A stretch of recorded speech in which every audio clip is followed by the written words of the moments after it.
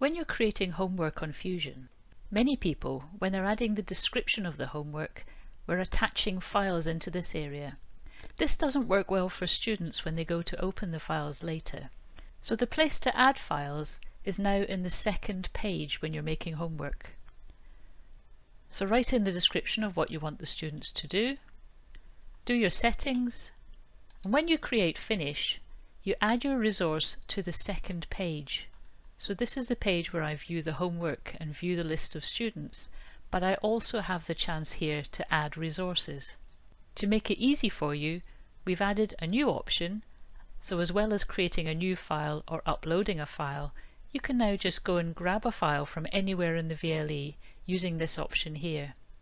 So I'm going to go to my class, go to Resource Center, into a class, Science Dashboard, and in here is a template file I want my students to use.